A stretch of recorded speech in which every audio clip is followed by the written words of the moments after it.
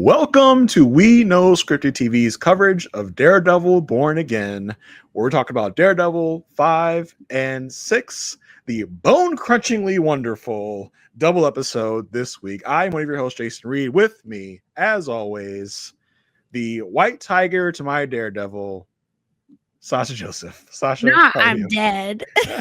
You're not dead. You're fine. You were resuscitated, but in the end, you're okay. Fine. I'll be the muse of the pod. I don't care.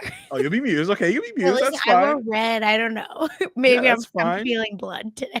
Yeah. Sasha, here we are, double episode 5 and 6. I'm really happy that they made this a double episode because episode 5, it wasn't really a story, it wasn't really a plot episode. It Yeah, was it's just a kind of bottle episode. it was a fun one-off episode. It didn't really follow the same structure and plot of the rest of the season. Wilson Fisk wasn't even in episode 5, so I'm glad they had this as kind of just a fun diversion. And then episode 6, we stayed on the same story beats, but much to my delight, by the end of episode 6, Daredevil and Fisk are both back in their true natures. We tried to stay away, but we just couldn't. They're both doing what they do, doing what we know they are built for, and I could not be happier. Yeah, listen, I am ready. This is what we've been asking for. Even episode 5, right? Like, he hates to be Daredevil, fine. If he hates it, he hates it, but this has been thrust upon him, right? Like, what does Uncle Ben say? Right? Great power comes great responsibility. Yeah, exactly. So please wake up, everyone. Yes. And this episode 5 specifically, I felt like, is the episode where we're getting to know what's going on. Oh, they need money. They are having issues. He's struggling with himself. But I just felt that these 2 episodes finally gave us what we've been asking for. Matt Murdock and his story. Well, I mean, we actually know what's going on with him. Well, listen, it definitely gave me what I was looking for, which was Daredevil, was Daredevil as Daredevil doing Daredevil-y things. And even episode 5, where quote unquote Daredevil doesn't appear, Matt Murdock is still doing Daredevil-y things. So I really, really love that. So listen, Sasha, before we get too mired into the Daredevil of it all, we have some Marvel news to talk about.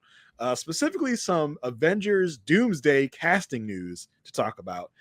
Today, Wednesday, March 26th, Marvel Studios decided to cause chaos and havoc in the streets and do a little... In the middle of the day, mind you. In the middle of the day, do a little social media project where basically they started off with someone just walking into a warehousey type studio thing. Yup.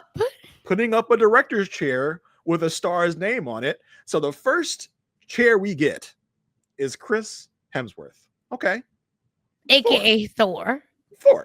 Obviously. And I think they kind of make it known like, hey, this is related to Avengers Doomsday. So I think the assumption is that, okay, they're telling us who's going to be in Avengers Doomsday. Okay, Thor going to be in it. So I'll kind of run down. I won't take too much time. We'll run down the actors and the characters. The next, and what annoyed me is the slow rollout because I loved it. I hated it. They put out the Chris Hemsworth chair, and then I'm watching the live stream. I'm like, okay. So just in case folks don't know, it took exactly 12 minutes per chair reveal, which I don't know why. Okay, I love a good countercultural moment. So I understand where you and a lot of people are coming from, that this did not need to take 5 hours. Something like that. Yeah, well, but yeah, it's just some long amount of time. I agree, but again, I just love a good clean, simple reveal to where I just had that on mute, and then I would I'm working, and then I would look over. Oh, great, a new chair is announced. Yeah, but listen, I don't work from home. I'm out. I'm out in the trenches, so I can't be sitting there waiting for a new chair. I'm just like I'm watching the Thor thing. It's not like you come on screen saying come back in 12 minutes for the next chair reveal. You're just sitting there like, okay, next. Did it stop? Is it frozen? No, it looks like it's still going. Is it one per day? What's going on? Right. I just wonder, what is the plan? What is the plan here? But so eventually I check back because I'm like, okay, I don't have time to just sit here and wait for another chair. I check back in a while. I'm like, okay, new chairs are up. So at that point, I'm like, okay, that's probably what I have to just keep doing. So the second chair, Vanessa Kirby, which is interesting to me. I'm like, Sue Storm is the second chair. Okay, interesting rollout they're doing here. Do you believe, because yes, this is my question. Do we believe that this has anything to do with like how important they'll be in the story? Given the rollout of people, I don't think so. I don't think so. So cool. We got Chris Hemsworth, Thor, Vanessa Kirby, Sue Storm. Next chair, Anthony Mackie, Captain America. Obvious, no brainer. We got it. Like, I mean, these first chairs are very obvious. They're people that are starring in the most recent movies. We got Sebastian Stan, Bucky. We got Letitia Wright, Shuri. I'm like, okay, cool. There was some like scuttlebutt wondering if there was going to be a new Black Panther, but here we have Letitia Wright as Shuri, as the female Black Panther, as you know from the Black Panther Wakanda Forever. Cool. Next one, they do a fun little gag. They have Paul Rudd, aka Ant-Man, in a small little chair. I was like, okay, you got me. That's funny.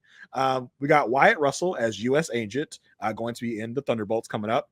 Tanak Huerta Meja, I hope I'm saying the name right. Namor was like, okay, interesting. Very interesting. Pleasantly surprised by. Yeah. This felt like a yes. This is why Avengers movies exist, right? To bring our folks that we not like forgot about, but that we could live without, but we feel excited to have. And folks that we were kind of left hanging. Like, what's next for this person? It's been so long since we've seen Namor, and it's just like, okay, finally we're gonna get some sort of resolution with this character, what he's been doing, what's been going on. Next chair, Ebon Moss-Baccarat, which for those that don't know, is playing the Thing in Fantastic Four. It's like, okay, cool, to be expected. Next up, Simu Liu, Shang-Chi. I was like, I know Sasha is jumping for joy right now. Shang-Chi, the guy's back expeditiously. All right, we've been waiting, and my thing is, so what? The first time we're gonna see him now is going to be in Doomsday. Don't piss me off. Bring him back. Quick. Yes, so that was the next chair. I was like, okay, the to be expected. I got you. So far, everything's fallen into place. Okay, got it. To be expected. Florence Pugh, White Widow, aka Yelena Belova, also going to be in the upcoming Thunderbolts movie. I was like, okay, got it. Expected that. Next up, Kelsey Grammer, aka Beast. I fell out of my chair. No pun intended, because I said of all the X-Men. We did get an extra scene in, where was it? Oh my god, it was the Marvels. Thank you, the Marvels. Monica Rambeau went over to to some other universe that has Beast in it. We don't know which universe it is. We don't know if it's our main X-Men universe, another universe, but she met Beast in the Marvels. So we're like, okay, I'm like, all right. So then I said, okay, fine, like, I'm an X-Men girly. You and I've been dying for the X-Men, the mutants. It's like, stop playing us. Come on. Yeah. Quickly. And I just felt like, oh, of all the X-Men, like, this is the one we're planting our flag with. Fine, I'll get over it. Yeah, just wait. So I'm thinking Beast. Okay, we know that Beast is with Photon, aka Monica Rambeau. So I'm like, maybe she will come back with Beast. I don't know. I was like, okay, cool. I can see that. Got you. Next up, Lewis Pullman, aka Sentry, also going to be in the Thunderbolts movie. I said, okay, cool. So I don't know if it kind of tells you something. Will Sentry end up being on the good guy side? Because as far as they're marketing it so far, Sentry is kind of stuff to be the villain, it seems like, possibly in Thunderbolts. So, but Sentry is a very complicated character with a lot of complicated backstory. He is a interesting figure in comics because he is at both times a hero and can be a villain. So that's going to be interesting to see how they play with that in Thunderbolts. I think some things from the Thunderbolts trailer leads me to believe that Sentry's kind of dual identities are going to be a part of this. So that's going to be fun to watch. And we need, out of all these people, no offense to any of them, we need a big we need a heavy hitter. Power. We need a heavy hitter. Next up, Danny Ramirez, aka Falcon, last seen in Falcon in Captain America Brave New World. So I mean, Sam promised him he was going to make him an Avenger, so that's not a surprise. Okay, cool. I'm not sure if he is chair worthy. I was like, okay, Danny Ramirez, cool, I like it. Joseph, it's like a hair dam. Joseph Quinn, Human Torch, is up next. Okay, Fantastic Four, gotcha. I'm again, this is me being. You can call me annoying for this part, but yeah, I'm struggling to get into the new Fantastic Four. Yeah, I think I and that's commented on it. on me. Yeah, I think I commented on when we talked about it in like the state of Marvel, how like I'm not digging the things like look, the graphic of it. And I don't love like retro period pieces, but hey, I have faith. I still have faith in Marvel. I'm gonna enjoy it once I watch it. I miss my OG. Yeah, I mean, which OGs though? The not the Fantastic Four sick, whatever that thing was. No, we're just gonna ignore that happened. Michael B. Jordan now. I'm not gonna ignore, but the others. Yes, I feel you for sure. I'm very curious of how this Fantastic Four movie is going to land. And I with think people. because Daredevil, right? Like again, spoilers, obviously, but Daredevil brought Chris Evans as Johnny Storm. That is so funny, and I just can't get that out of my head. Oh, you mean Deadpool? I was like Daredevil. What did I say? I was like Daredevil. No, I don't think Johnny Storm was in Daredevil. I didn't see him. Oh my gosh. Anyway, listen, I have faith in Marvel that they're going to make us fall in love with the Fantastic Four by the time the movie's over. It's just right now I have little hesitations about it, but it'll be fine. Next up, David Harbour, aka the Red Guardian. I said, okay, cool. Thunderbolts, great. I mean, it was also kind of spoiling Thunderbolts of like who's going to survive Thunderbolts. I was like, okay, cool, whatever. And I'm just like, okay, I didn't realize Thunderbolts was this important. Yeah, that the Thunderbolts going to be a big part of. Yeah, I was like, the future plans of Marvel. I almost kind of thought it was like Thunderbolts to me. I was looking at it like, okay, this is going to be like a fun one-off movie, but no, they are apparently in the plans in the future. So that's interesting to note. Up next, Winston Duke in Baku. I was like, okay, cool, Winston Duke. Like you get in a chair. I like that. I respect that. I see that. I was like, great, cool. Next up, Hannah John Kamen. I'll be honest with y'all. I was like, who? Yeah, I had to look. That's the first person I had to Google. I was like, okay, Google, tell me. And she is Ghost. Yeah. From the upcoming Thunderbolts. So I said, oh, okay, sure, awesome, fine. Up next, something that I think both you and I are loving. Tom Hiddleston, aka Loki. Yeah. Listen, I feel like when you're dealing with different realities, different universes, Loki has to be a part of it. So I'm very happy that we got that confirmed. So love that. He's the storyteller, right? Like he's holding all of this.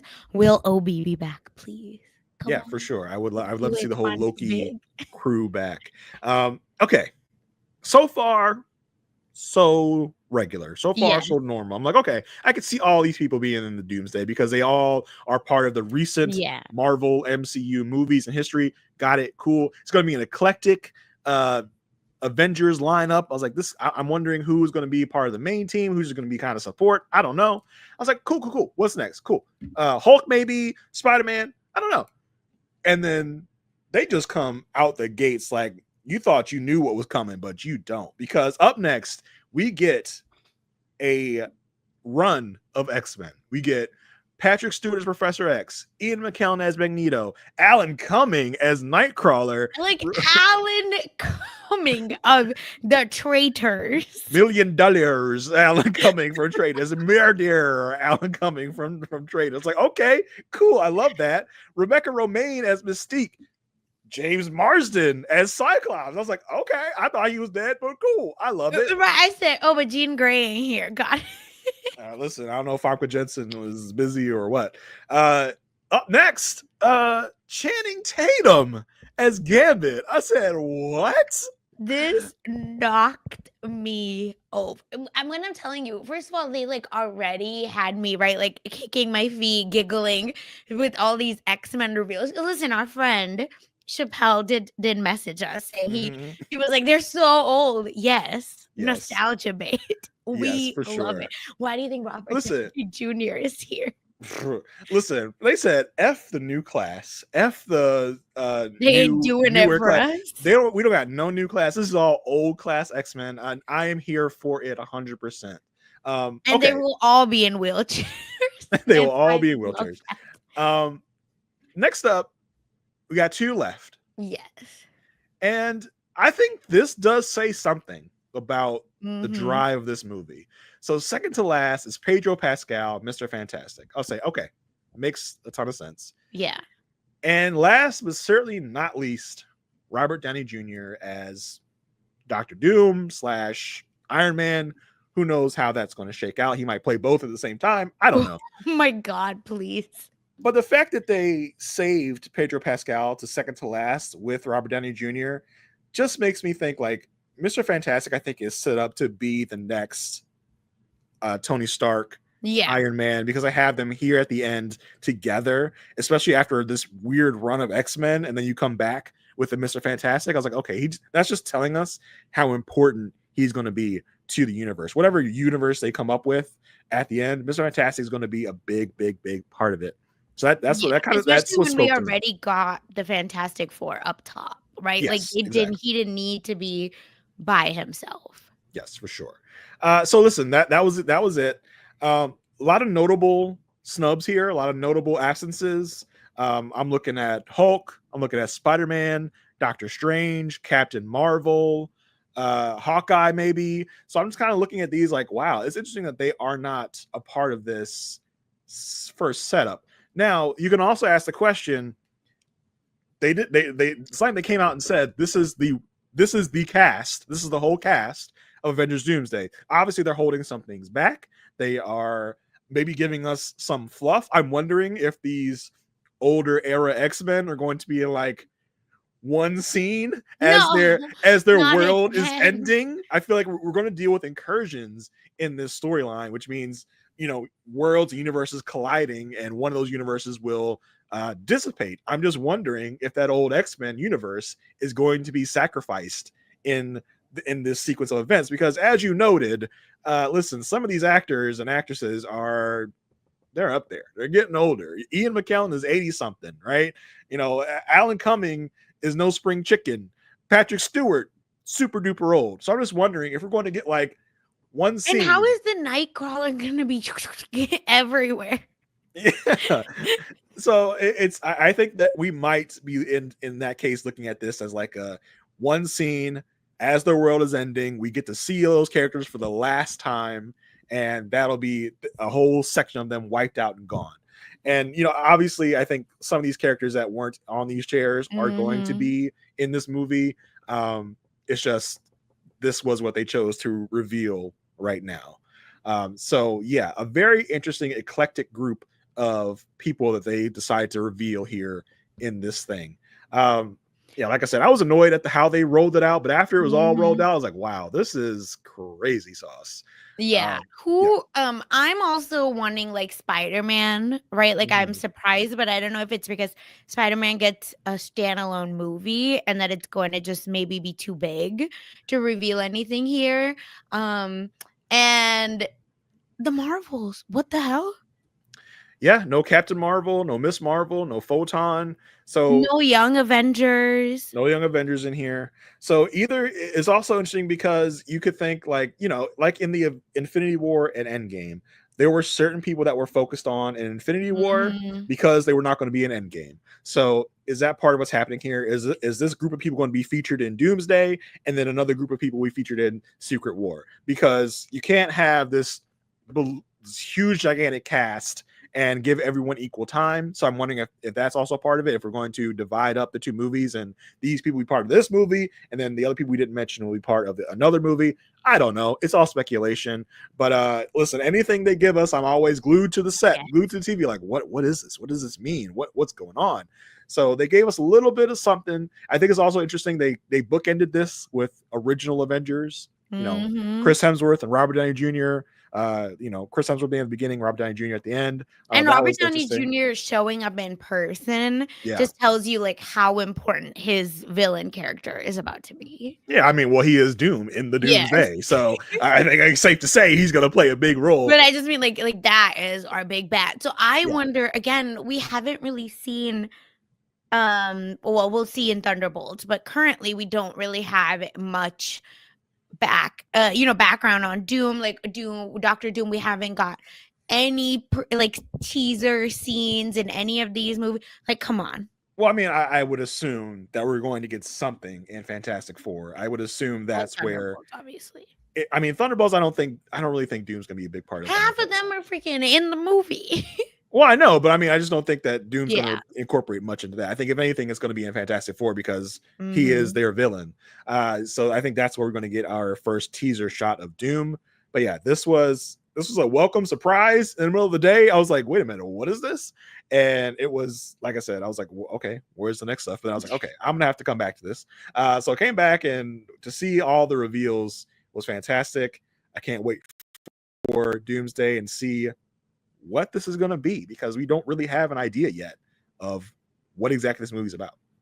Yeah, I'm excited. I'm missing my people, but I know we'll be okay.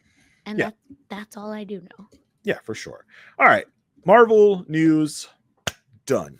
Let's roll into Daredevil Born Again episodes 5 and 6. As I mentioned at the top, episode 5 is a very kind of standalone bottle episode featured mostly in a bank. I love this episode. I love the action is back. The tension is back. The fast pacing is back. I loved all parts of this. Whereas, in the previous 4 episodes, y'all have heard me remark, like, it's getting a little slow for me. I'm a little bored. There's none of that like really exciting kinetic action or like pacing that I'm used to out of a Daredevil. But this episodes 5 and 6 gave it to me in spades. Yeah. And again, this felt like a very typical, and I don't mean that in a negative way, heist like episode or movie, where at the end credits they even say like they have an inside man, which is a movie. Also with safety deposit, like a very different ending, but very similar-ish, right? Like themes. And it says Inside Man Universal Studios. So I don't know what that means, but I'm just assuming that they borrowed from it. And another thing I saw, Jason, about this episode, which again, to all the people that have been like, oh, you're just waiting on them to like change it up. No, because this episode is the only completely untouched episode from the original version of the show. And they were talking about how they went back, right, and reworked a bunch of stuff, and you can feel that. But in this, it's a bottle episode. It feels nice because it's just Matt for the most part.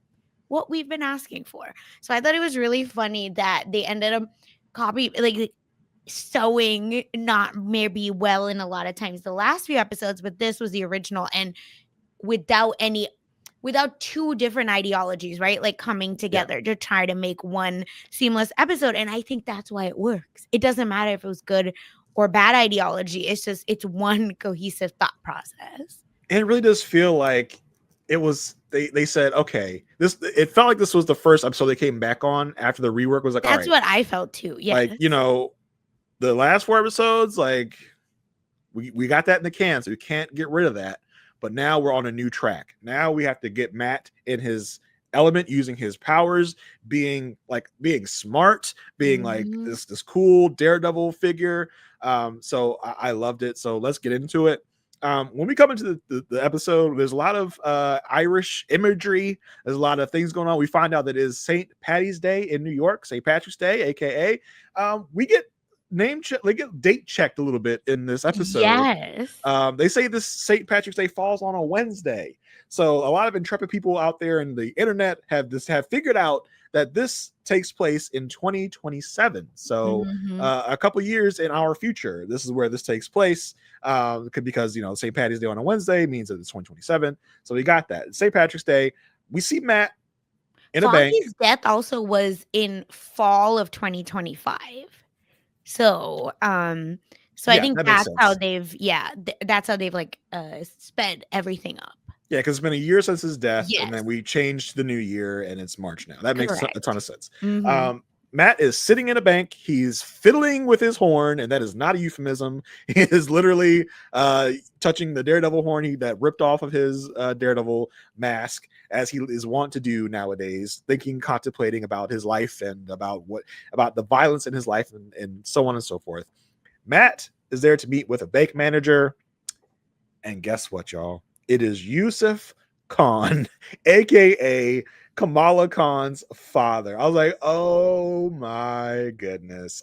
We knew that Yusuf was going to be in this show. We just didn't know how or when he would appear. And this is the episode. He's actually the assistant bank manager because the bank manager, the normal bank manager, is off dealing with something. We don't really get a lot of background on what he's dealing with, but Yusuf is filling in. He is the assistant manager. He is the authority in the bank right now.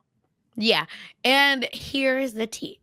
Even though we knew, like you said, he was coming, and we talked about it in our preview, there's no way I could have put 2 and 2 together. Even though, right, in the Marvels, he's giving Drax or someone, right, like advice on here's how you know, like talk about financials, blah, blah, blah, you need to invest.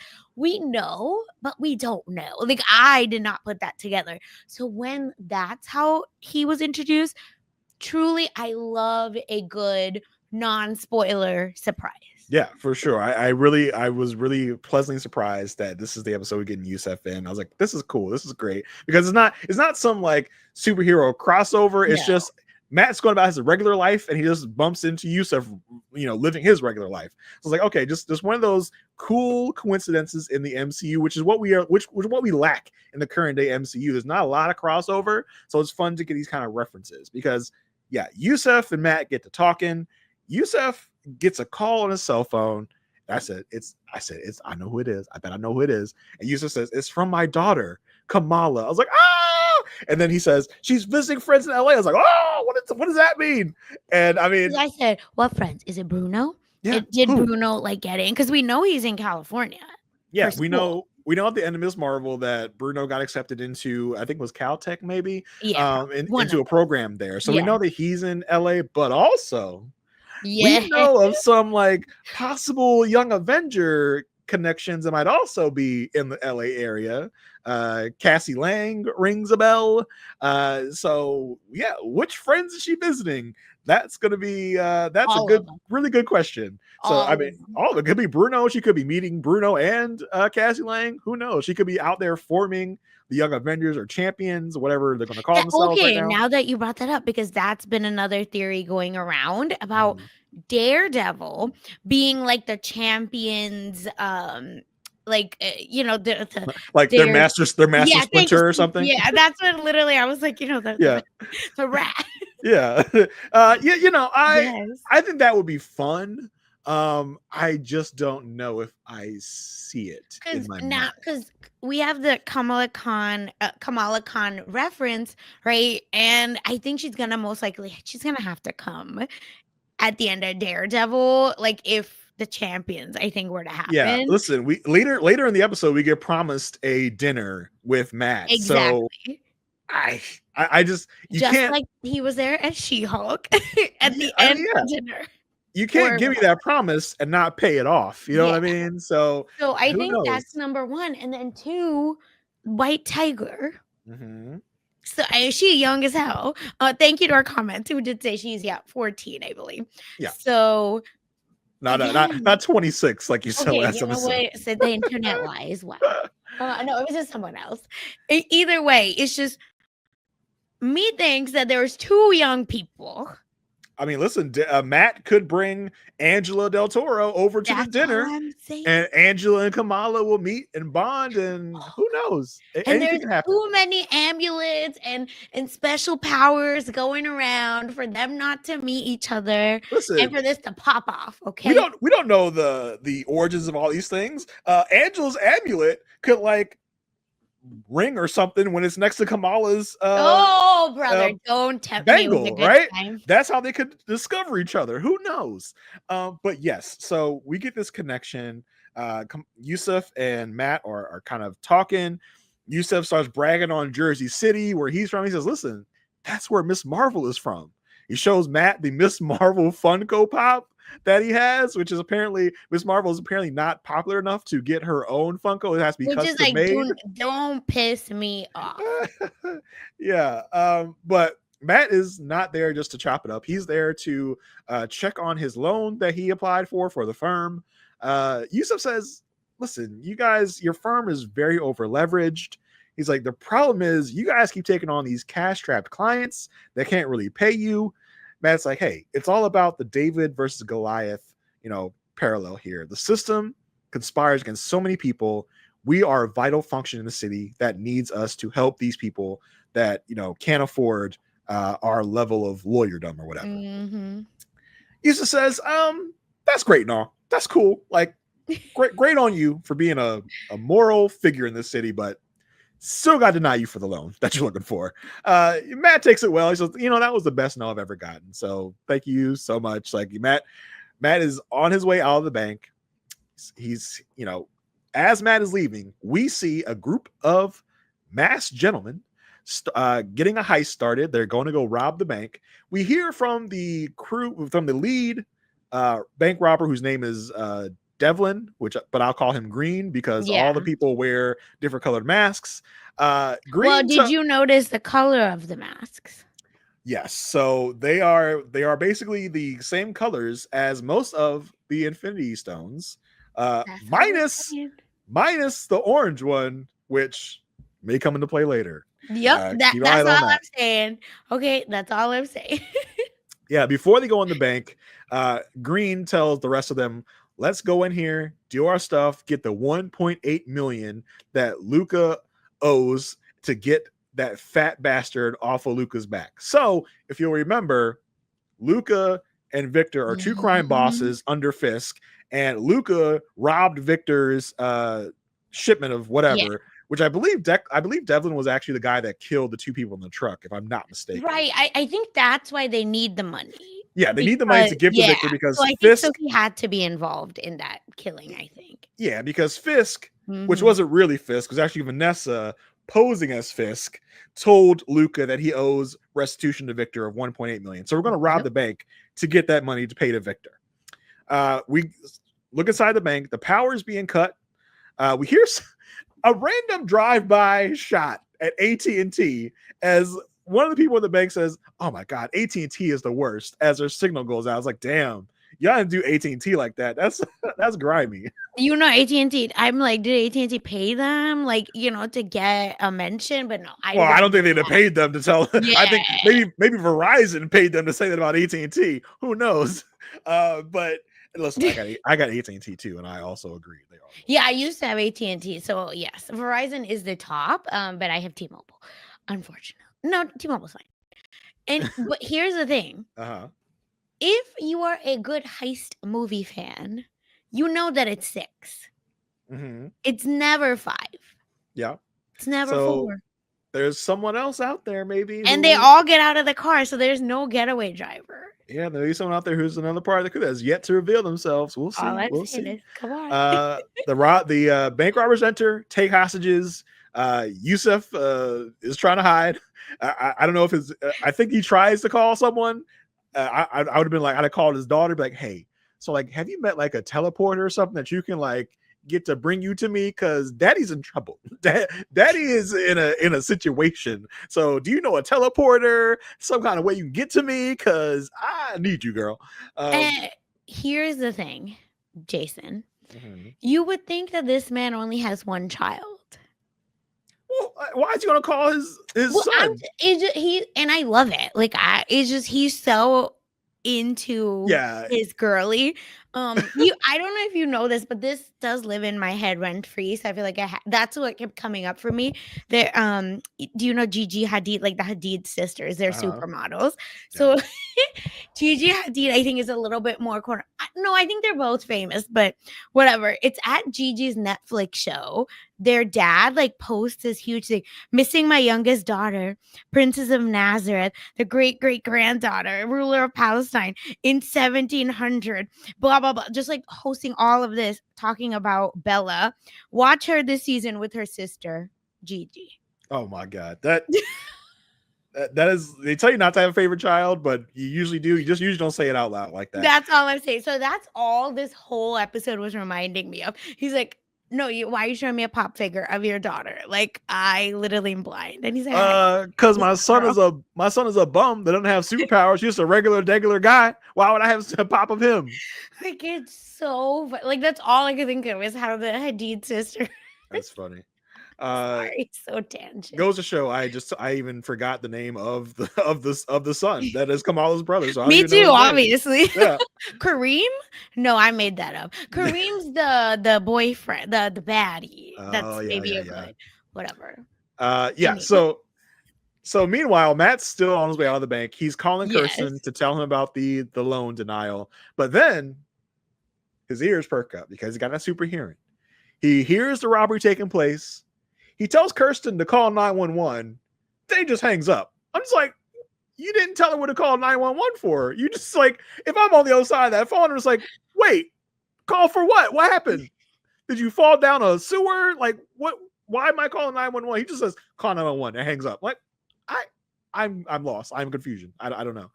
I just found that super funny. He's just like, call 911. About what? For what? I don't know. You know my location, girl. That's what he's saying. I guess he's out in the bank. He wasn't even in the bank anymore. I was like, "What? Are you okay? What am I calling 911 for?" Be a little more specific. I don't. This is precious Marvel Disney runtime. We don't have to. Can't waste a second. Yes.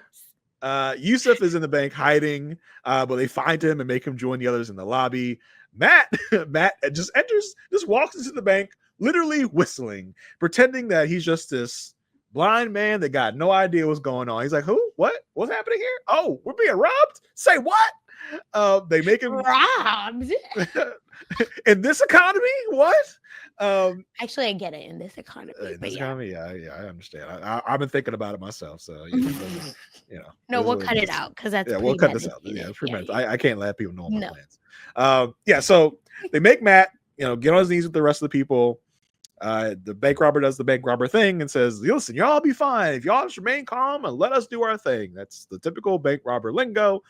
Matt decides to speak up and be like, listen, if you kill people, you're going to get a lot more jail time because then it goes to murder. And, I don't know if that's what you want. The bank robber's like, shut your ass up. Basically hits Matt in the ribs with the butt of his gun, makes Matt double over. The Mr. Green is looking for the bank manager. Yusuf is like, Yusuf, who you would think is just like, I am the assistant bank manager. Bank manager going. Yusuf's just like, nope, I'm not. He asked for the bank manager. I am technically the assistant bank manager, so I'm not going to say nothing. He's giving big assistant to the assistant manager energy. Yeah, he's like, listen, they asked for the manager. I am technically not the manager. Not me. So I don't have to say nothing. But for whatever reason, they figure out that Yusuf is the one that's in charge right now. Mr. Green says, listen, buddy, you're gonna have to go and open that vault for us because we need something that's in there. SWAT pulls up because I guess Kirsten figured out, well, I guess Matt was at the bank, so maybe the bank is in trouble. Let me send them there. In one of the offices at the bank, Green and Red talk. Listen, the cops are here sooner than we expected. We're gonna have to go to plan B. Green tells Blue, listen, you're gonna have to take Yusuf to the vault, get what we need. Matt finds out, Matt hears this and tells Yusuf, you got no way to actually open the vault, right? Because they're not gonna give you the keys to the vault. Matt tells Yusuf, listen, when you get down there, just stall for time and I'll figure something out. If I'm Yusuf, I'm like, what you mean you gonna figure something out? You're a regular blind man. He knows he can't be asking no questions of these superheroes because he has holes in his roof probably every other day. Yeah, for sure. So outside we meet Detective Angie Kim. She is the detective in charge of hostage negotiation. And we met her before because she was the one talking to Cherry, asking about his retirement. Oh, in the first episode. Yes, first episode. So yeah. So I was like, what you doing here, girl? Got you. Angie gets on the phone with Green. Green says, hey, just call me Jesse James. They banter a bunch. It's kind of cute banter. Green tells her, listen, lady, I'm going to need 3 armored vehicles. Take me, my boys, and the cash out of here, or the hostage die. You have 30 minutes to make it happen. Detective Kim says, oh, hold up. That's all fine and dandy. I need something from you. I'm going to need 2 hostages. So they pick a random woman and they pick Matt. They say, Matt, you get up, you go on out of here because you're just a pain in my ass. These solicitors, get out of here. Yeah, because they find out that Matt's a lawyer and there's like, you know what? I freaking hate lawyers and you're kind of a pain in my ass. So I'm going to let you go out and be one of our hostages we release. Just release me of you. And Matt is like, no, I'm good. I'm going to stay here. What? So that would be my first. And Matt eventually convinces them to let him stay and let the husband of the random woman go out with her. At a point where you're volunteering to stay inside of a bank robbery, I'm definitely sending your ass on. I might shoot you on sight because I know you got something weird going on. You are a weird cat. You might have something planned. I might shoot you right now just to get you out of my hair because they're tired. That's sus. That is sus. You want to stay? Nah. I don't like that. That's weird. You gotta go. You're out. But he does convince them to let him stay. So yeah, the two hostages exit the bank. All good there. Back inside the bank, one guy, one of the other customers is talking about the fact that like, okay, like they get into the vault, but there ain't nothing in the vault but safety deposit boxes. So it's not like you think in the movies and cartoons of like there's a bunch of cash just stacked to the ceiling in these vaults. That's not how vaults actually work. The vaults have like safety deposit boxes. That's where they keep all that stuff. And that's like, huh, interesting. And we also get some lady telling Matt to chill the hell out before he gets them all in trouble. At that point, I side-eyed lady. I said, why would you say that? Trying to get him to cooperate with the bank robbers? I'll keep my eye on you. We'll come back to that later. Red was walking around, and Matt's like, hey, Red, I gotta go pee. And here's the tea. Shoot him. You know what I mean? Like, it's crazy. Shoot him. Tell him to piss himself. Something. Go stay in the corner and piss yourself because I don't want to smell it. But I'm not taking you to the bathroom. I'm not going extra miles. What kind of bank robbers are these? What kind of like elementary school joint are we running here? Yeah, what kind of polite bank robber is going to walk you to the bathroom? I'm like, you see, I'm busy. I am holding up the bank right now. He even asked other people like, hey, anybody else got to go to the bathroom? Like, no, you're going to pee yourself. And this is why they want to kill your ass. Go ahead and piss yourself. I don't care. I'm not walking you out of here to the bathroom to split my focus. That should be bank robber 101. Like, that's crazy to me. But yes, Matt convinces this man, Red, to take him to the bathroom. What if somebody else is still like, actually, I got to go too while you're going? Matt be like, no, man, you don't have to go to the bathroom. Sit your ass down. I'm doing something if you didn't notice. But yeah, Red agrees to take Matt to the bathroom. Yusuf is now at the vault with Blue, and Yusuf, like Matt told him, is trying to stall. Matt is listening into the whole thing, like, yeah, Yusuf, like stall. And just like we knew was going to happen, Red is leading Matt to the bathroom, and Matt turns the tables on Mr. Red and takes his ass out with some wonderful violence, chokes the man out, all at the same time, catching a rifle before it hits the ground. It can't make too much noise. And again, this is what I mean when I say, like, I want Daredevil fights, where it's so smart, right? Like, you really have to, like, see, oh, this is how they're, like, doing the fights. This is how they're choreographing it. And they're making us think a little bit more. Because every other, I feel like, show, it would just be like, oh, they're fighting. Everyone kind of gets to the, to the stairwell. Like all the Infinity Stones will show up to the to there. And then they'll kind of start like doing a whole fight. And somehow our goodie will get good. And it'll be okay. But no, it's him literally pulling this guy down the stairs and choking him out in some like crazy WWE move while the freaking gun has to be held. Oh my God. Like, you didn't have to do it so good. Like, come on. Yeah, it's just a good way to showcase Matt's skills. Yeah. And, hand-to-hand combat, his agility, his balance, all that stuff is really showcased well here. Yusuf is still trying to stall Blue at the vault by trying to tell him like some history facts about the vault. Matt eventually shows up and knocks Blue out. Good on you. So it's Matt and Yusuf now at the vault. Matt picks up the radio, and because Green wants to check in, Yusuf goes to get the radio. I'm like, Yusuf, what do you think you're gonna do? Can you do a good Irish? No, let the redheaded Irish guy take care of it. So Matt goes on the radio and pretends to be one of the robbers. It works. Gives them some more time. Matt's at the vault, and Yusuf's like, listen, bro, like this vault, super complicated. It's got a bunch of mumbo jumbo on it. Matt's like, I got this, bro. I got this. He literally, like you see in old movies, he puts his ear up to the tumblers and is trying to like hear the clicks. But I mean, we know Matt, our guy, he's going to hear the clicks. Yes. So he hears all the necessary clicks. as Yusuf is telling him a story about teaching his daughter Kamala about saving money. Again, doesn't mention any other children but Kamala. And the thing is, I personally should have known the brother's name because it's a famous Bollywood actor's name. His name is Amir Khan. Okay. But anyway, very famous Bollywood no mention actor. of Amir anywhere. No, Amir got married.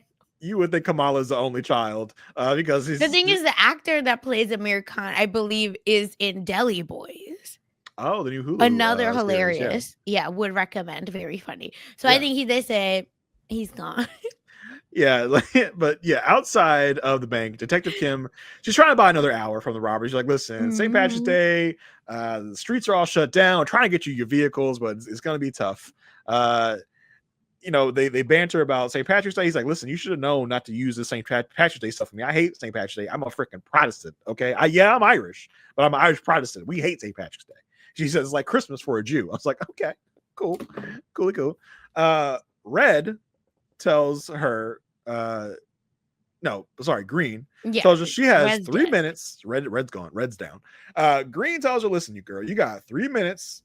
I would need you to come up with a joke. If I like the joke, you get 3 more hostages. Okay. Meanwhile, back in the vault, Yusuf and Matt are in the vault. They got to figure out what the robbers want. Like, what safety deposit box are they after? What's going on? Matt gets the right idea because you need 2 keys. So Matt gets the idea to search Blue, who he knocked out, for the key. Matt finds the key because the owner has the key and the bank has the key. So Yusuf has his key and Matt grabs the key from the robber. They need the 2 keys. Matt takes the key. In the vault, we find the right box. Yusuf tries to read the number. He knows it's a 4, so they tried a bunch of the boxes. They finally find the right box, get the contents, and it is a jewelry pouch with a diamond in it, but not any old diamond. They take the diamond out. It's orange. They literally make a ding sound when they look at the diamond, which looks very much like an infinity gem. They're not gems in this universe. They're gems in the comics, but it looks like an infinity gem / stone. I was like, what's happening now? Like, what's going on? But apparently it is a diamond. Like, as far as we know so far, it is just a diamond that looks orange. So that's what the people are after. Spoiler alert, we never know who owns this safety deposit box, what the diamond was for. We never find that out, which is something I hope we find out. Yeah, the only thing, again, I think this is a little bit of a stretch that I did hear on New Rockstars was that the woman, do you watch The Pit? No. Oh, you must, please. But anyway, she's the woman that we see at Fisk's fundraiser. I forget her name now. Anyway, she's plays like the main nurse in The Pit, and she has earrings. Catherine Lanessa, and she has the earrings that felt like the same square cut diamond as that. Interesting. So that's the only connection. Gotcha. But that's I think it. So let us know in the comments if I missed anything. But I thought that was an interesting maybe question mark. Yeah, I don't know. I just thought it was interesting. This thing looked like an infinity gem. I was like, oh, yeah, that's 100. I said, oh, cool. That's the last one. That's cool. I don't know, because like you said, the all the colors of all the robbers are the other infinity gems, and this is our last one, the orange one. At first, I just saw the green, so I was like, "Oh, it's St. Patty's Day." I get it. We went to Latvia. Now, we're going to Ireland. We also very cultural the Irish here on this podcast. We're not Fisk, but very, I don't know, very smartly done, and I'm just very interested to see if this goes anywhere, and if not, that's okay too. I love a filler episode that's actually good. Yeah, listen, I have no problem with the bottle episode if it's done effectively, and this to me really was. Yeah, it was like check everything. Back outside, Detective Kim comes up with her joke. I did not understand the joke. I don't know if you did. It was about a priest finding a 4-leaf clover. He rubs it, a leprechaun pops out. The leprechaun asks him if he has a leprechaun nun in the congregation. The priest says no such thing. The leprechaun is bummed. He says he has effed a penguin. So I was like, I'm lost. In the comments, you could also tell us what the joke means if you understood it, because I certainly did not. Yes. So up top, Matt and Yusuf are in the vault with the diamond. Matt hears the ESU captain planning to just brute force this thing and bust into the bank. Communication has fallen with the bank robbers. They're just going to bust in, and whatever happens. So Matt and Yusuf go to the lobby. The robbers are like, what? I'm pretty sure that y'all were supposed to be with 2 members of our crew. What happened to those 2 members? Matt says, F what you talking about? You got to solve this now. Like, you got everybody go. The cops are about to storm in. Like, this is about to be a bloodbath in here. So we need to sort this all out. Green's Green is threatening to kill everybody in here. Matt tells him, Green is on another dimension. Green is on one. Matt says, listen, Green, you don't got to do that. I got what you need. I got it right here. You want the little diamond? I got the diamond. Okay. He's got it in the little black pouch. I got what you need right here, baby. Now the cops are prepping to go in. Matt is like literally listening as they are prepared to blow the doors. They blow the doors. Smoke is everywhere. Everyone is running around. All the robbers are freaking out. It's a lot of mayhem. Everyone is everywhere. Green's prepared. Green been ready for this. This was his backup plan. So Green takes off all his clothes. Under his clothes was a cop uniform. And so he is going to blend in with the cops in the bank and just get away scot-free. So he thinks. Under the cover of all the smoke, Matt dispatches with Yellow with a quickness. And so at this point now, he's just using his powers, using his super hearing to listen out for Mr. Green here. He finds Green as Green is leaving. He hears Green give the diamond in the pouch to the woman that is apparently like, oh, okay. So the lady that was like, hey, stop causing trouble is our 6th member of the crew, because the guy gives the diamond to the woman, tells her to give this to Luca. I was like, okay, cool. Green gets outside. Green thinks he's gone scot-free. He is chilling, walking down the street. He throws his cop hat away. He's like, I'm good to go. But no, sir. Matt is outside. Matt is walking, chasing your ass down. Matt takes apart his walking stick and has got his two bang sticks ready. Yeah. And he puts the hammer down on Green. And he makes sure to put on the red mask that he took from Red when he beat his ass. He puts on, which I was like, oh, a bit on the nose. I like it, but I love it. He puts on the red mask to conceal his identity and beats the hell out of Green. Literally cracks Green's leg in half. Like, Green, he has his leg splayed out. Matt almost like literally jumps in the air 2 feet and just stomps on this man's knee, and the knee goes crunch and just bends in a way that it definitely should not. Gruesome stuff. Like, and I love it. And this is like for the people that have been asking for the fighting and everything. Again, it's so simple, quote unquote. Like it's still a dark-ish, right? Even though it's in the middle of the day, like alleyway type hallway scene, which feels very Daredevil-like. But I loved its simplicity while still being the brutalness of like what Daredevil actually is. So thank you to the way this was shot. Yeah, for sure. The next day, it seems, Yusuf and Matt are back in the bank, and Yusuf tells Matt, hey, like, funny thing, that diamond was never found. So we don't know what happened to it. At this moment, I'm like, Matt, I know you didn't steal that diamond. I know that's not your style, my bro. I just didn't know. Matt was like, hey, gotta fund the law firm one way or another, right? I was like, Matt, tell me you did. He didn't. Don't worry.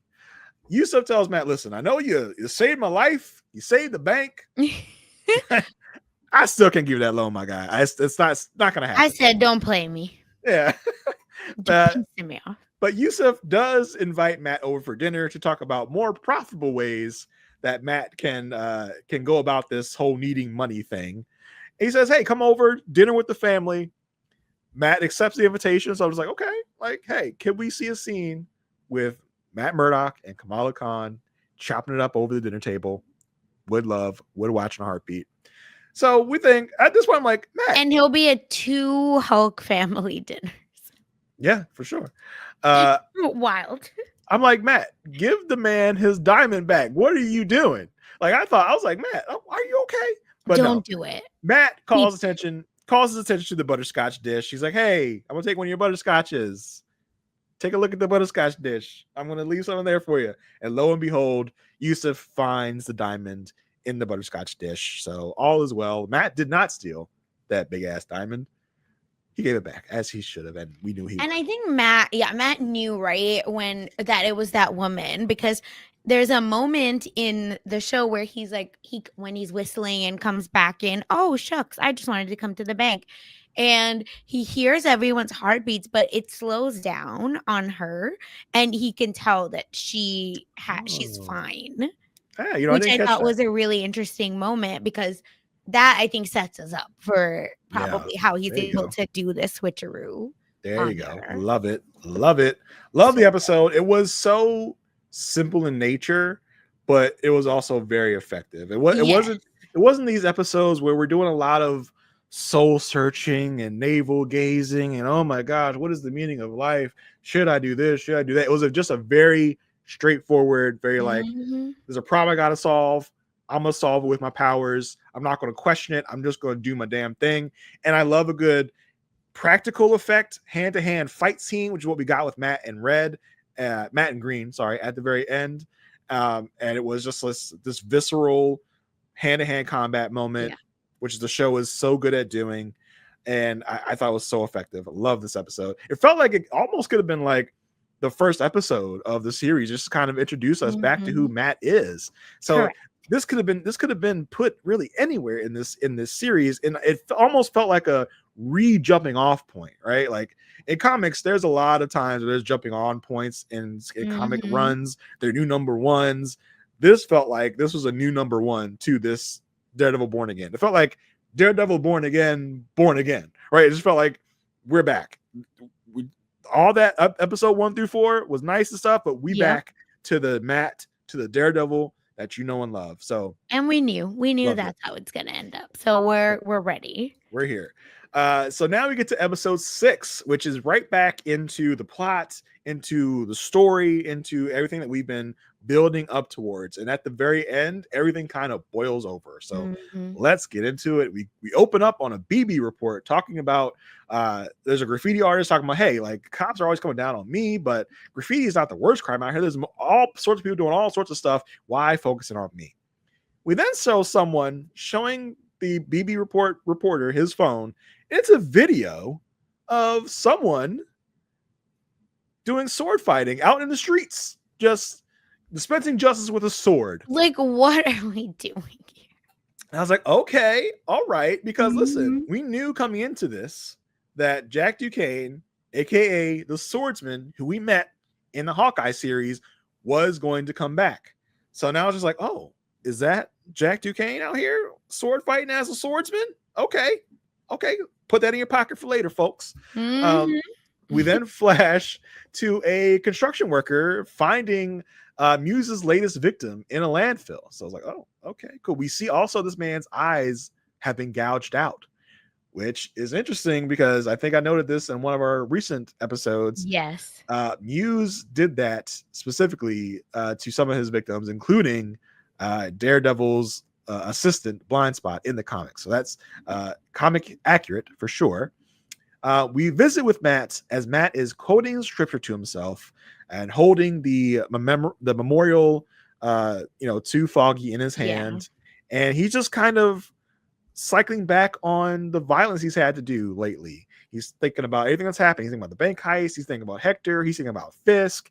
And I do believe this prayer is kind of like he's trying to absolve himself of the violence he's had to commit, because it's not something he's wanted to do. It's something he's felt like he's had to do. So it feels like almost like he's kind of asking for forgiveness. I did not honestly delve too deep what the prayer was. Don't worry. Yes. Let us know. Tell us, please. So listen, I love a good religious moment. So this prayer is called Litany of St. Ives, and it's really known as like this prayer asking for mercy and humanity from God. And the words, I didn't write out the words or anything, but because folks can look it up, but really it establishes like this saint who is also the patron saint of solicitors. AKA lawyers. Yeah. And really like how that Saint Ives as a judge, right? In the midst of all his brethren, making him the friend and advocate of the poor. So I think it's like this moment of like, we're going to Saint Ives and we're saying like, I am responsible, like you just said, of all of this stuff. So absolve me and like, let me like free myself even of this burden so that I can go ahead. And now, not that he's calling himself that patron, but I think he wants to follow in the footsteps of St. Ives, right? Where he can really make himself the friend and advocate of the poor. Yeah, it was kind of clear that he's looking for guidance in what he's had to do recently, and he's tried to hold back those urges, but he's had to succumb to those temptations, and it feels like he's asking for to be absolved, to maybe even ask for future, absolving of future things he's going to have to do that he feels like, because he just kind of feel like he can't. I tried to get out, but they pull me back in. Is what it really feels like with both Matt and Fisk in these 4 to 5 episodes that we've had in this run so far. And this is, again, exactly what we've been wanting, right? Like that internal dialogue without being too on the nose, where we can like dig deep into it, because you can have a different interpretation of how he's reading this, this prayer, and the third person and our comment, our listeners can have a different opinion, and that's what makes these shows exciting, is when they give us like poetry or things to like dig deep into how our characters may be interpreted. That's all we've been saying. Just give us something for his character. Yeah, I mean, because Matt doesn't have that person to bounce things. Yes. And in these moments where he's reciting the prayer, where he's looking into scripture, it kind of gives us an insight into what Matt is feeling and how he's thinking about what he's had to do recently, and not just him sitting alone and we don't know what he's thinking. So yeah, that's all good things we've been looking for to see, like, what is Matt's mindset? How is he feeling? Like, what is his view on this so far? So we kind of got that here. We find out Heather is over. Seems like they probably spent the night and they're both getting kind of ready for their day. Heather's like, are you okay? Because you were just in like a big ass like bank heist. You good? And he's like, oh, I'm all right. Nothing off my shoulders. You know what I'm saying? It's all good. I'm just a blind guy. Yeah, I'm just a blind guy. Everything happened around me. I had nothing to do with anything. Heather talks about the fact that she's on her way to a meeting with her editor about her next book. It's a book about vigilantes. Girl, if you don't sit your ass down. She's like, I told you about my next book, right? He's like, I don't know. Actually, remind me. She's like, oh, it's about vigilantes. She's like, oh yeah, vigilantes. I know nothing about that. Heather's like, you kind of do, because you work with a lot of vigilantes. So she literally hits the man up like, can you get me in contact with Punisher, with Daredevil, who, as far as we know, Daredevil hadn't been seen for a year and some change, possibly. So I don't know how she thought he's going in contact with them. Heather does say something interesting about vigilantes. She's like, what is it about vigilantes? Like, that's what she's looking to figure out. Like, she wonders, does the mask hide you and give you permission to do things that are, illegal or, have social stigma attached to them, like violence? Does it give you that kind of freedom to do that, to kind of let you be kind of your true self in that way without the shame that a mask hides? She says, or does it totally strip away identity and allow us to act like animals? And Matt's like, oh, I have no idea. Maybe both. I don't know anything about that. What would I know about that? It's like, I'm a vigilante. That's silly goose. Like I said, Heather asked, like, can you introduce me to some of your mask friends? Punisher, Daredevil. I know White Tiger's dead, but seemed like you were kind of ran in that crowd a little bit, huh? Girl, you met the muse. There's no way that person wasn't. Sorry. Oh, that's definitely got. Yeah. Got it. So, girl, worry about your own people. Yeah. Meanwhile, over in Mayor Fisk's world, Sheila is kind of running down his schedule, and he's just like, I don't care. I don't care about any of this. I just want to do what I want to do. It's like, it don't work like that, Fisk. He already kind of told you that.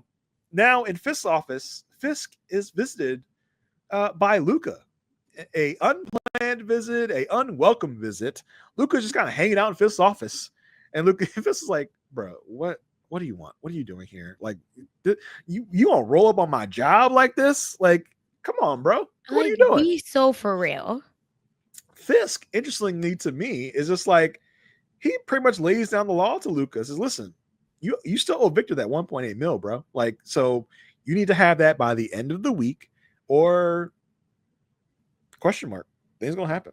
I mean, he doesn't really lay it out, but just like, you got to the end of the week, man, to pay back Victor for what you did. Luca's like, you can take that 1.8 million and shove it where the sun don't shine. It's like, oh, Luca has put on his big boy britches today and has decided to big up on Fisk. Fisk, in retaliation, is like, actually, you want to get cute, it's now going to be 2.8 million. The 1.8 to Victor. Don't forget. Yeah, he says you can give the 1.8 to Victor, and then you can give the extra one to me. How about that? Luca tells Fisk, listen, Fisk, you are out of the game. This has nothing to do with you. Stay out of it. Fisk gets up in his face, says, again, I'm going to tell you, you got to the end of the week.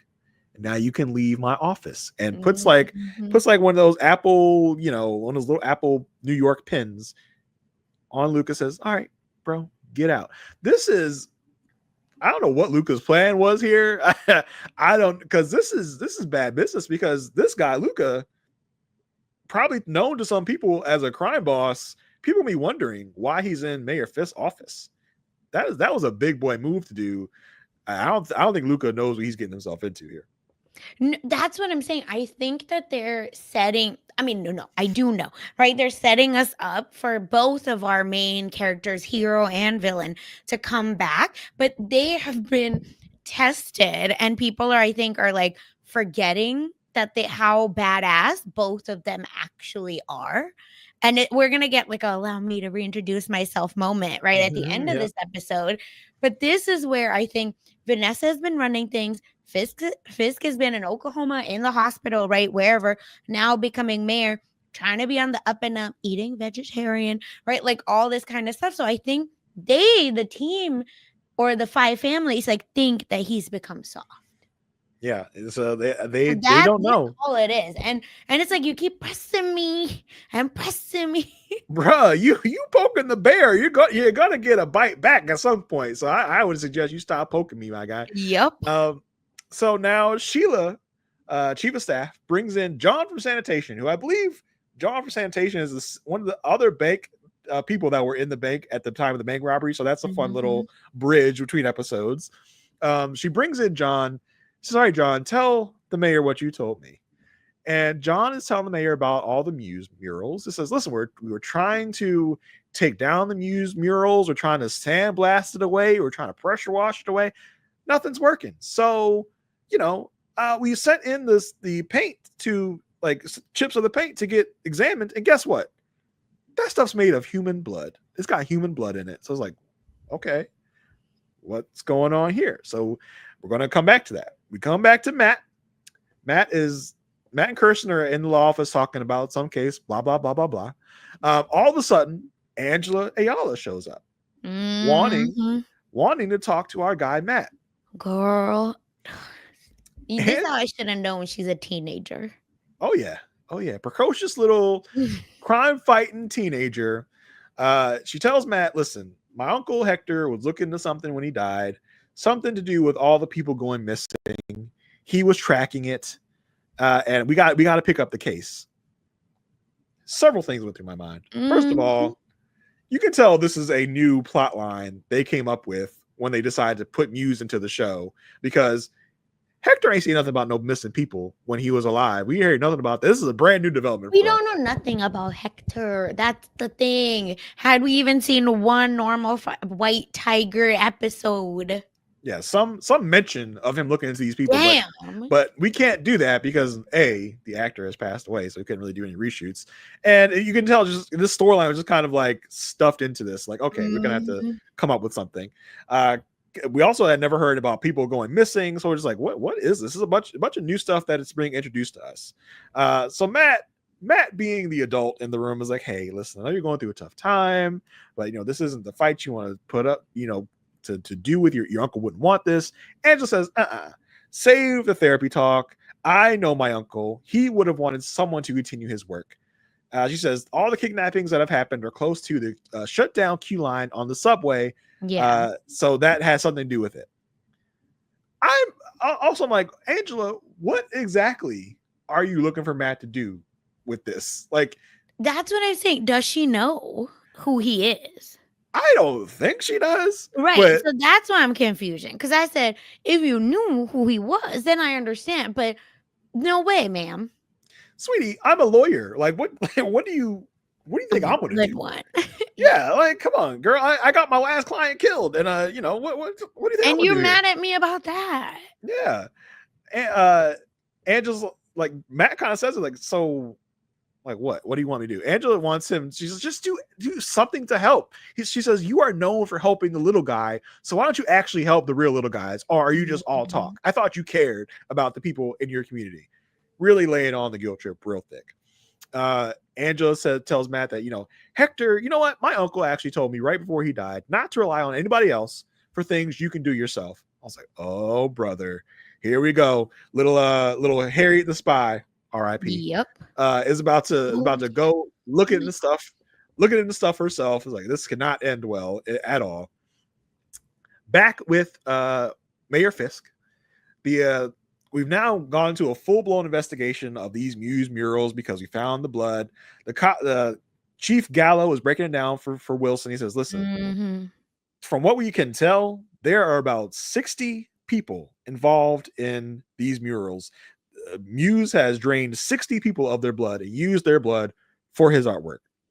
Fisk is like in some other planet right now. Like you hear all the echo talking. He's not really paying attention. I don't know if he's dealing with anxiety or he's coming up with some other plan. He's trying to fight the man in the mirror. You know what I mean? Like he said, y'all, I'm trying to be a good person. But you pushed me. You've pushed me to where I don't want to go. But Fisk then just kind of comes out of it chuckling. He's literally chuckling at this Muse stuff. He tells Gallo, listen, don't raise the alarm.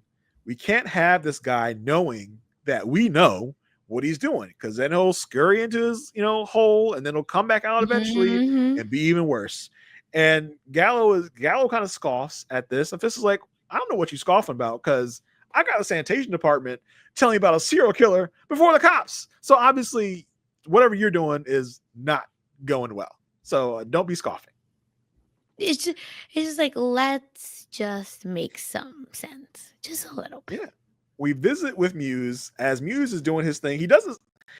I thought at first he didn't have his suit on because it seemed like I could see like human parts. So, but then he did having his mask on.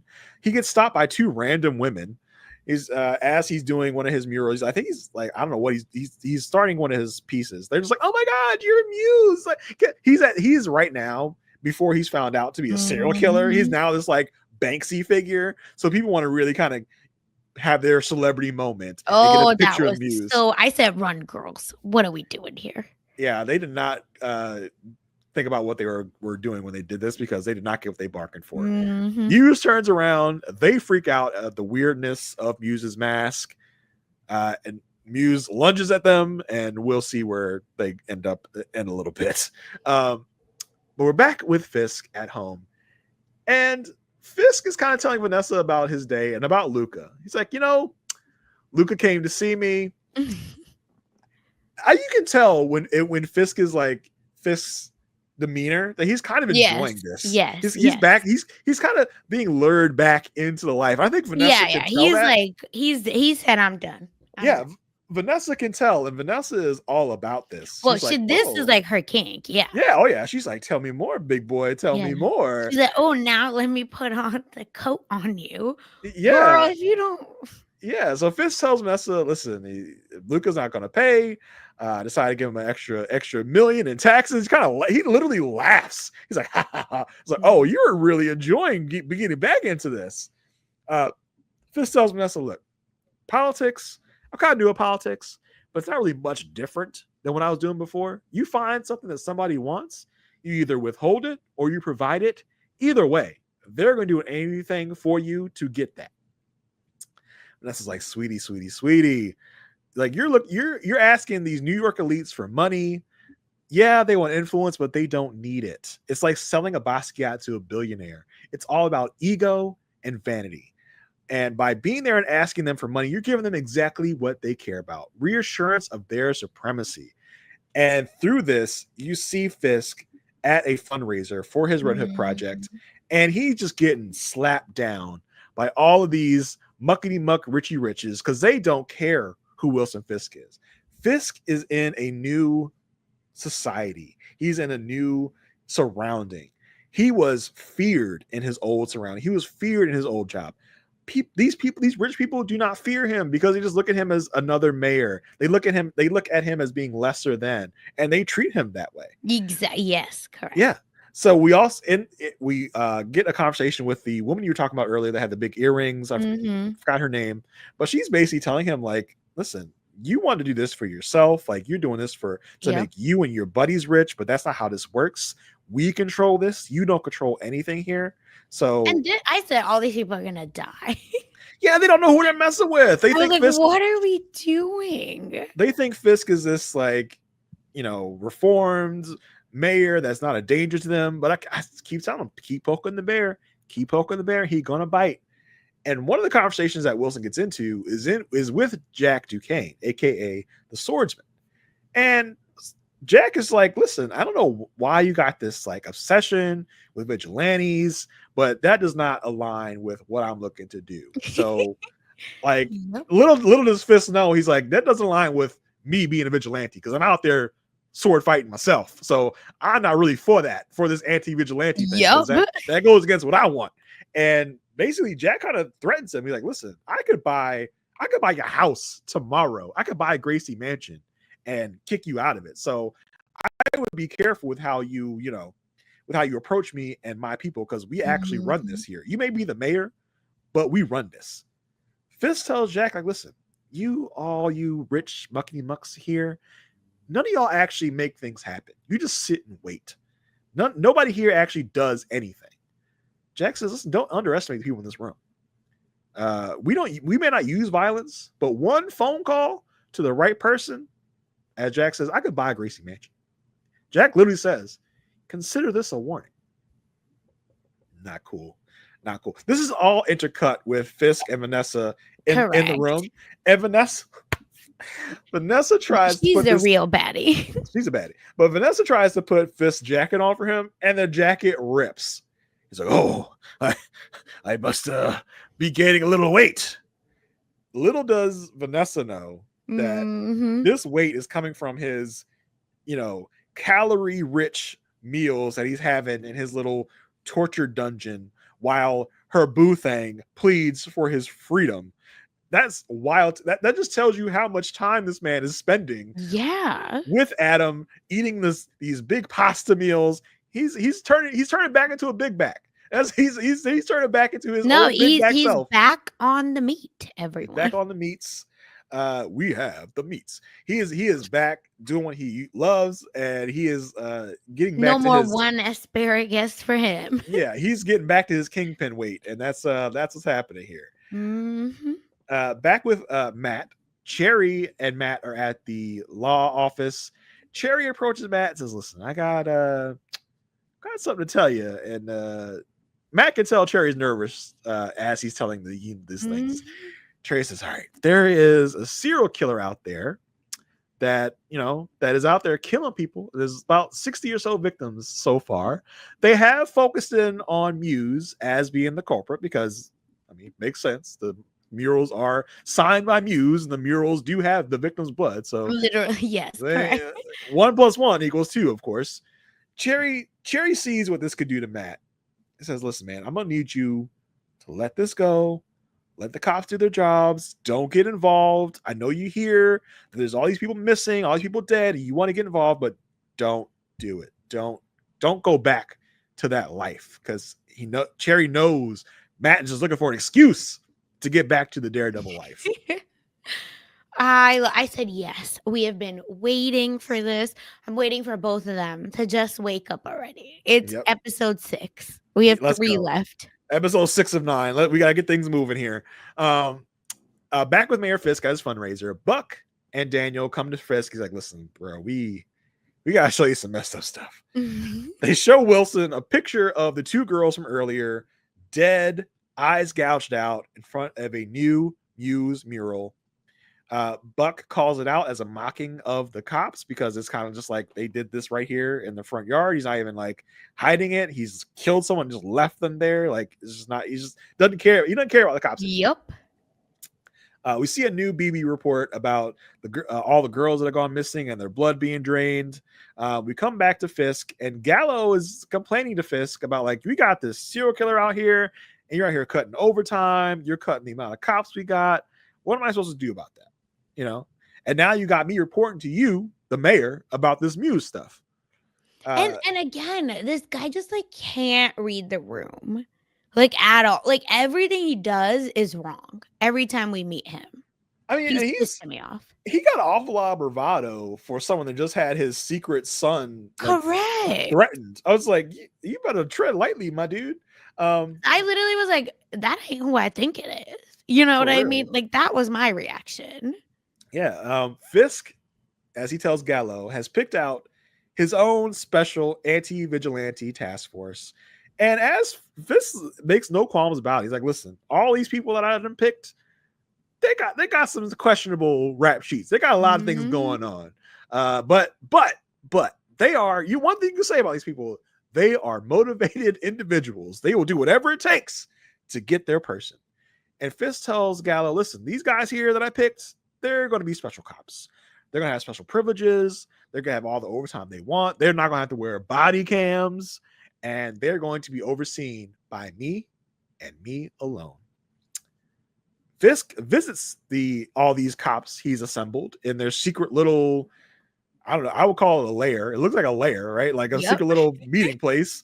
And Fisk tells them like, hey, you guys have been handpicked by me because, you know, some of you might have some questionable arrests, some questionable issues, some excessive use of force, maybe a little overzealous in your policing, but you show initiative, including Cole North. Cole North is a new character we were introduced to. Correct. Cole North is a recent addition to the Daredevil comic mythos. He did, as here, start in the anti-vigilante task force. He ends up being an ally to Daredevil in the comic books, but we'll see if that follows the same track here in the show, because he talks to Cole. He's like, listen, Cole, you were a guy who had it all. You had a great job in Chicago. You were a great cop, but what happened in Chicago? Cole says, listen, I responded to a call. I found a guy giving an 11-year-old oxy, and he refused to admit what he was doing. So, you know, I did a little more than is what is needed to encourage the guy to admit what he did. And apparently this is what got Cole booted from Chicago, and now he's landed here in New York. And here's the thing. The way that they all, because when Fisk is going through their names, right, and it's like, oh, they're all bad apples. They all, it's written in there. They all have Punisher tattoos. Oh yeah, so this is all the Punisher, you know, trademark infringers. Yes, I think this is how they're about to get taken the F out really quickly. Yeah, I do wonder if this is going to be kind of like a side story. Maybe Daredevil won't be like intimately involved, and Frank will come back and take his retribution on these people as a group. And that'll be the way that Frank gets back involved in the story. Yeah, it has to be. Yeah. And another thing is I saw folks speculating that main guy that you were just talking about, the Chicago cop or whatever, who moved to New York, might have been the guy that shot a white tiger because of his outfit.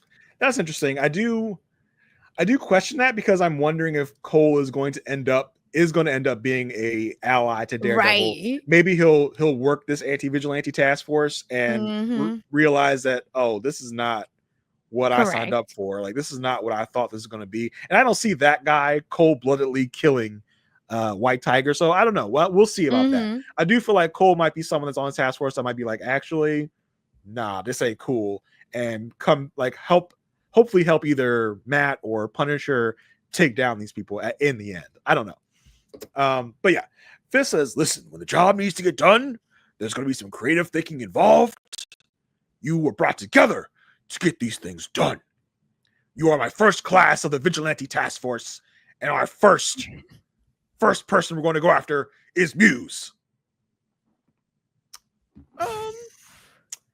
So, like, if I was one of the task force, I would like raise my hand. I'd be like, excuse me, do you know what a vigilante is and what a vigilante like does? Usually vigilantes fight for like the right side of things, not like the criminal side. So I don't know if Muse fits your definition of vigilante. They don't give a damn. You know that. Actually, I probably wouldn't raise my hand because I'd be scared. I'd be like, "Hey, exactly. Hey, why like I the guy next to me like, hey, why don't you raise your hand and tell him that Muse actually isn't a vigilante?" I'm not doing it. But I guess because Muse wears a mask, that is good enough for Wilson Fisk to say, we'll just include him in the vigilante thing. We'll just do that. This just seems to be an excuse for Wilson to get all these bad cops together. Because listen, Wilson has fallen down that hole of like, okay, I don't care how the job gets done, it just needs to get done. So I'm going to do what I need to do. And I don't care what excuse I got to use to do it. I want something done, and this is how I'm going to do it. Fisk says, this city has taken a lot of individuals from us. So we got to do the right thing, as he hands out some new hardware, some new guns, some new bulletproof vests to all these guys. It's like Christmas for these guys. They're grabbing all their gear and stuff. Meanwhile, in the subway, who do we find but young Angela Ayala walking around the subway sewers looking for Muse. We hear something behind Angela, and we're like, oh God, here we go. Now we shoot over to Matt. Matt is at home, kind of chilling. I don't know. I don't know what he was thinking he was doing. After Cherry told him about this thing, he just went home and chilled, I guess. But Matt gets a call from Soledad, who I think is Hector's wife, or the fiance, right? Or wife. Yeah. Fiance, wife, whichever. Mm-hmm. We met at the start. Yeah. When we figure out that he is White Tiger. Yeah. And Soledad tells Matt, listen, Matt, Angela has gone missing. I don't know what to do. Again, I'm like, why are you calling Matt about this? Like, I don't get it. Matt's like, don't worry, I'm gonna take care of it. What are you gonna do? Me sitting on my couch watching, like, yes, let's go. Time to suit up. It's time. Mm-hmm. Matt takes like 5 seconds. He's looking like off in the distance. And then he starts calling 911. I'm like, no, that's not what I wanted you to do. But then Matt stops himself. He's like, you know what? Fuck it. I was like, yeah. Cherry, like, I need you to retire and get the hell out of here because you're just holding him back constantly. Yeah, I was like, yes, Matt, fuck it indeed. Fuck it. Go do it. So Matt goes, he gets his uniform on, gets it all out. And then we get a questionable CGI scene of him skipping across the rooftops. I was like, ugh, here goes that Marvel TV CGI. Oh my gosh. I was like, no, not that. But yeah, Daredevil's back. That's all that matters to me. Okay. The CGI, we need to step it up. They don't care. They really said, like, this is it. This is all you're getting your thing, and you got to get over it because you're getting the thing. Yeah, I know. And I feel like the fight, well, when they do get to Muse, it's a good fight. That didn't feel clunky. Mm-hmm. But maybe because they were not doing hand to hand. That was more practical. The actual fight is more practical. This like parkour running sounds like, okay, we gotta do better with this. But now we're gonna kind of get intercut segments of Fisk and Matt. The theme of these two segments are basically these two men going back to what they know, going back to what they have tried to escape these past 4 episodes. They're coming back to it. We see that Muse has Angela knocked out, getting ready to be his next victim. He's taken her to his lair. It was kind of comical because you can tell that that Muse was carrying like a mannequin. It was not actually carrying the person. I was like, that's pretty funny. But yeah, Muse is prepping Angela for the blood draining. He shoots her. Seeing that, Jason, I felt like, as a true crime girly, and so are you, I feel like, so but sometimes you're like, oh, but how did they do it? Like, I am interested. And then seeing the sausage being made, you said, no. Like, yeah, I'm good. That's just my mind. I'm good. I don't need to see that. I don't need to see it because we do kind of see we see him shoot her up with a sedative, and then we see him just what is the disgusting sound? This TV series, the Foley artists with the sounds are just crazy because you hear there's oh gross. You don't actually see the thing getting inserted, but it's the sound is enough to make it's enough. Really just picture it. He starts the blood drain, but then Muse hears something. There's a train, but there's also another sound. Muse goes to check it out. At first, he just thinks a train's going by. He's like, oh, it was just a train.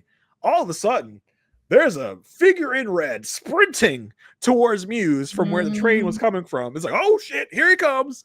And Daredevil just comes and just beats Muse's ass. It's again, questionable CGI, that jumping, but I was like, okay, I'll forgive it. Daredevil's back. I don't care. The man in red is back. He jumps.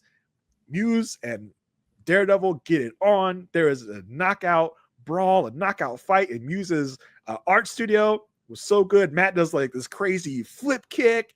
It's so cool. So good. While this is happening, we get intercut scenes with Matt and Fisk. Fisk is back in his little lair. We see Fisk walking down into his lair with a freaking axe. My first thought was, last episode, Vanessa was like, I love Adam's hands.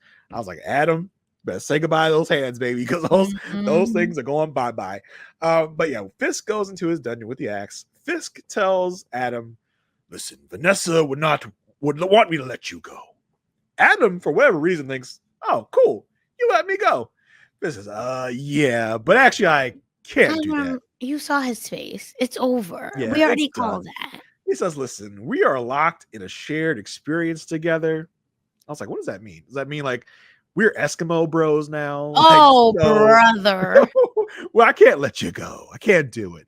Fisk says, when I was younger, I went up against men 3 times my size. And those men knew how to use their hands. And I learned a simple tool can be a great equalizer. Now, let's remember how Wilson killed his daddy, who is 3 times his size, with a hammer. So I'm pretty sure this is the experience that Fisk is relaying to Adam in this moment. So basically he's like, listen, when I was younger, I took on guys 3 times my size and I used tools to do it. So he throws Adam the axe and it's basically he's like, all right, come on, bring it. Let's go. Adam runs at Fisk with the axe, and Fisk goes on to beat the brakes off of Adam. And the way that they intercut the Fisk and Daredevil fight scene was fantastic. I freaking loved it because they're having this same experience of beating the crap out of somebody by indulging in their darker desires, their darker temptations. And as you see Daredevil headbutt, you see Fisk headbutt. As you see Daredevil punching this guy's head, you see Fisk doing the same thing. So I loved how they really show both sides of that fight and show that these two men are much more alike than they would care to admit. They both have this kind of savagery to them. Yes. And again, it felt like it was one fight scene, which is ridiculous. Yeah. How do they do? Again, I'm so fascinated by creative people because I could never be like that. And just the way one person turns and then it cuts to the other and then the other one comes back and it just flows so well. And we know that they're really 2 sides of the same coin. And to make it so on the nose without it being cheesy, wow, we love it. Marvel, you did the thing because you weren't doing the thing before. Yeah, for sure. This is the best. This is what Daredevil does best. It's what they did best in their Netflix era, and they're bringing it back to the Disney Plus era. They had that moment there for those first 4 episodes. They were like, we don't need any action. We don't need any of this and that. You needed it. Because at the end of this, Fisk, I believe, ends up killing Adam from what I can tell. I mean, Adam's so insignificant. Maybe Fisk needs more punching bags, so he'll come back down for Adam. But outside of that, I don't think. And Matt ends up almost killing Muse. He literally gets Muse into a spot where he uses his cable gun to like string Muse up by his neck, literally, and is about to like let him die. Which is like, all right, Matt, like, calm down, my guy. I know you wanted to come back to your darker, like you were forced back almost to your darker desires, but you're going a little too far. And I think Matt hears Angela's heart like stopping, and that distracts him from Muse. So he lets go of Muse to tend to Angela. And you know, as he's doing that, Muse is like, oh, thank God. Muse is getting up. He is getting the hell out of there. And yeah, Matt's trying to save Angela, but also fighting Muse, but then Muse gets away. So Matt is able to restart Angela's heart by like pounding on her chest, gets her heart started back up. You know, Angela calls out for Daredevil. He tells her, I'm here. It's like, yes, you are here, Daredevil. You are here. We've been waiting. Yes. And then we also get kind of we also get Wilson kind of like in the cell Adam was in, kind of like really contemplative and thinking like, what have I done? I'm back to the Kingpin. I'm back. So we kind of end this episode with both of our main characters back where they belong. And now no more like back and forth. You know what I mean? Just like, you know. Yeah, let them be their true selves. Let Wilson run wild and ragged as mayor. Yes. Be crazy. Let Daredevil fight the good fight. Go find Muse. Muse is interesting because Muse was really kind of holding his own with Daredevil. So I don't know what kind of training Muse has had. I don't know if Muse has any superpowers. He seems like a very, very strong guy. Because like I remember in one of the other episodes, he was carrying this like huge man just like over his shoulder as if it was nothing. So I'm not sure if Muse has other special powers that we don't really know about yet. I'm trying to rethink about what Muse was in the comics. I don't remember if he had any special powers he might have. I'm not sure. But I am super excited for what's to come because it really does feel like Daredevil and Fisk have both been let off this leash they've been on for the past 4 episodes. Feels like they're back. And listen, like we've had talks about like this isn't the Daredevil we're used to. And, you know, people have criticized us for like, oh, you guys just want action. You guys just want this and that. Yeah, I do want action. But I think the show does and did in the Netflix era such a great job of combining character moments, character motivations with the visceral, kinetic, pulse-pounding action that they put in a lot of these episodes. I think this was the perfect example of that. Episode 6, especially, we had character moments. We also had awesome action fight scenes. Yeah. That's what I'm looking for in my Daredevil. I don't want just action. I want both things. I want we keep saying that we want character development, but they were giving us they weren't even giving us character development, and they're taking away from a Marvel superhero show the superhero. Yeah, and it was so slow paced. I understand wanting a character to have an arc, wanting a character to have a journey, but I don't think in this situation where you only have 9 episodes to work with in this season that you spend almost half of it with our titular hero not being the hero that we want him to be. I understand a journey. I think this episode 6, should have been like episode 4, right? We should have had this 2 episodes earlier, in my opinion. And then I wouldn't have even minded again the filler episode because it's so good. Yeah. Yeah. It's not that we're mad about like, oh, filler episodes or like, oh, they're journey episodes. No, it really doesn't matter. Well, it's more that the writing and the way that we're actually communicating to us, the fans, the progression matters. Yeah, but when a filler episode shows your hero doing what he does best, I don't mind it at all. Like, because that is an episode that is true to the Daredevil that we know and love, right? And so I don't mind it being a bottle episode, a filler episode, fine with me, because it's still Daredevil doing Daredevil things. He may not be in the Daredevil costume, but he's doing that stuff. So thoroughly enjoyed it. Can't wait to see what's next. Sasha, you got anything else before we wrap this thing up? Nope, that's it. It's just, it feels really exciting. I'm really excited for Muse. Like, he seems so devilish and kind of not hard to beat, but like a good worthy vehicle for us to like get Punisher hopefully back out because of this new anti-vigilante task force.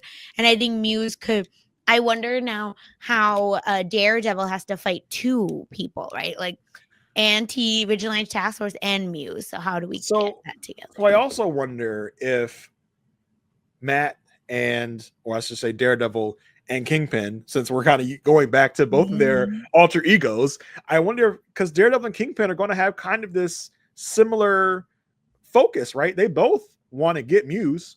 They're coming at this in two different ways, but they both are after the same goal. So I'm wondering if there's going to be a moment where, as happened before, where Kingpin and Daredevil are at common interests, and then maybe they have to like kind of work together a little bit, and because they both want the same thing, they just are going about it differently.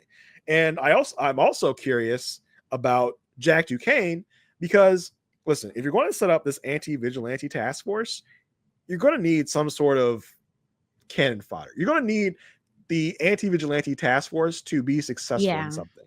So I don't know if Jack is going to be killed by this task force, or is Jack just going to be, we discussed, right, a couple episodes ago, we want to see this anti-vigilante task force do something, catch people, even if they're lower named people. I think Jack Duquesne as a swordsman is the perfect example of that. I think if they capture him, that's an example of the anti-vigilante task force doing their job without it being our guy Daredevil. It's like that. I think that's the perfect person to set up for this fall, right? That Jack Duquesne is going to be introduced here to later be discovered as the swordsman and be taken. And he's had enough of his story told in Hawkeye. Like, it's not like, oh, this is some like random that we never met before. Well, I mean, and even if the anti-vigilante task force ends up being overzealous and killing Jack Duquesne, we're not going to boohoo and cry about it because it's not someone that we're totally emotionally invested in. Yeah, the actor is fantastic. The actor, if you've never seen Better Call Saul, Lalo Salamanca, who this guy played, one of the best TV villains of all time. But that being said, we're not that emotionally invested in this character right now. So I think if you were to kill him, it would show the stakes of the anti-vigilante task force, and it would show they're serious. So I think that's a good call out to have him be kind of our cannon fodder, showing the effectiveness of this task force. But yeah, I can't wait to see what we have in store. Sasha, do you want to tell all the people where they can find you and what you're working on nowadays? Of course, I am talking celebrity, pop culture, everything going on in that world over on Mess Magnets. So check that out on messmagnets.com. I am also talking jet lag, which is an Amazing Race Taskmaster comes together with Taryn Armstrong. So check that out on Robinson Podcast YouTube channel. What about you, Jason?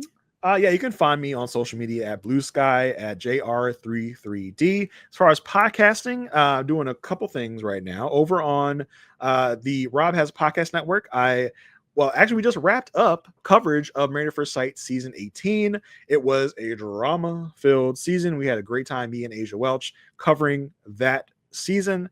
And we just announced that we have launched our very own Patreon. The Perfect Match Patreon. We're going to do a bunch of fun stuff surrounding mostly the Married at First Sight show. We're going to be doing rewatches of old seasons that me and Asia have not covered yet on a podcast. We're going to do that for anyone that's going to sign up for the Patreon. So again, that's a Perfect Match on Patreon. If any of that feels like something you want to partake in, we would love for you to come over, be part of the family, be part of the community. We would love for you to come over. You can also catch me on The Good Pod, where me and Marissa Garza are talking about the show The Good Wife and the spinoff Elsbeth, which is currently in the second season. So come on over and check that out as well. Until next week, y'all. Bye.